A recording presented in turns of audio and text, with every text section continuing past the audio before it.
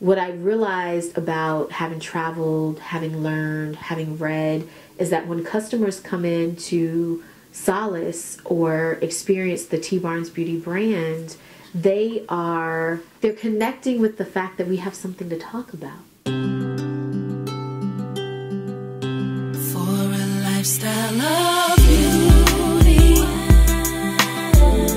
we'll give you everything you need. You're a living beauty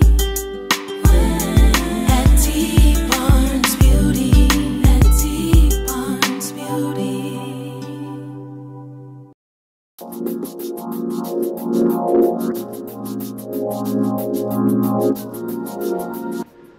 So education and beauty, to me, are really, they go hand in hand, you know?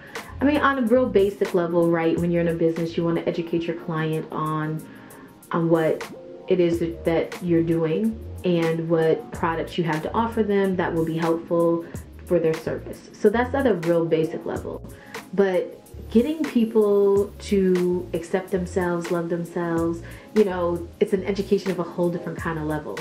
And so what I found is that I came into the beauty business after my degree, right? And got my aesthetics license before my master's degrees. But really I came in as an academic, you know, and what I realized about having traveled, having learned, having read, is that when customers come in to solace or experience the T Barnes Beauty brand, they're connecting with the fact that we have something to talk about, you know, that there is something, that here's another person that they can talk to about food, or talk to about culture, or talk to about an article that they read. And so the experience becomes so much richer because of education, because of just that willingness to want to always learn about things. It creates this connectedness between me and my client. You know, educating a person on beauty, I think people come in with different ideas of that. You know, some people come in thinking that, you know, beauty is a very physical attribute. So they want to improve their skin because they want to look a certain way. They want to have their hair cut a certain way. They want to have certain makeup that, you know, helps them look like a particular celebrity or something. And that's a very external beauty. And so when a client comes in at that space, at that level of consciousness, I know that my job is to get them to connect to the beauty that they have inside of them at a much deeper level. And that takes time. You know, sometimes it can happen, but it's through communication and through really getting that person to recognize that the beauty that they're seeking isn't to look like someone else. It really is figuring out where it sits inside of them and having them recognize it. And that level of confidence and that self-esteem and what it is they're looking to achieve externally, they get, because I'm good at what I do. But they also, I think, walk away feeling really good about themselves in a much deeper, more substantial way, which is what I hope to be able to deliver. What is beautiful is dictated by society in different ways.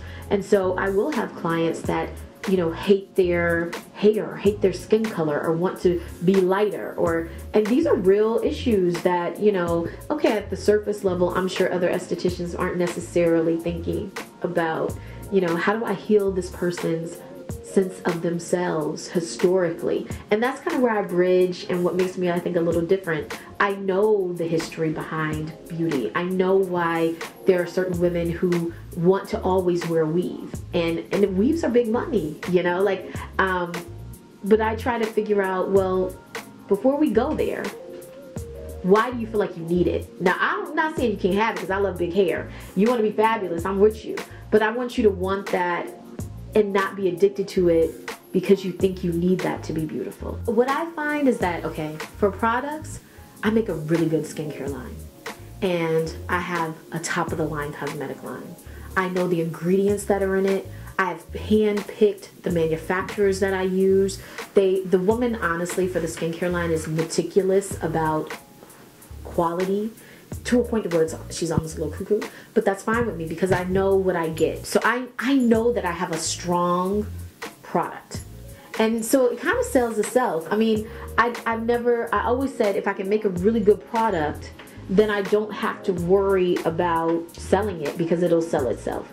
So when I combine healing with money, I mean, the reality is that we need healthy relationships with money. You know, money will come to you when you are living your passion. And I honestly believe that. And even if it's not money, it comes, you will be provided for. And that's been my experience. You know, I haven't, you know, done the things that would get me the 3-car garage necessarily. But I have been provided for in abundance. So money is interesting when you have integrity with people and you have integrity with the product, and money comes, and money, I don't allow it to supersede the healing. So there are some times where people, you need a minute before you can get there. There's no need for me to sell you this product right now because you don't even like yourself. So it doesn't matter what, you could wash your face until the cows come home. You don't like yourself. And it's so deep that the product that I sell is not going to make you like yourself anymore. So there's no need to get to that. Come back. Let's do another facial. Let's, you know, do this. Or let's just come to an event that I'm doing. You know, let's figure out how to build a relationship. And then I think later, as people come and you get a facial, you're going to smell the products. You're going to feel them. You're going to like them. That's going to come. So yeah, the healing to me for human beings, for this business that I do, never supersedes the money never supersedes the healing. My name is T. Barnes, and I'm Living Beauty.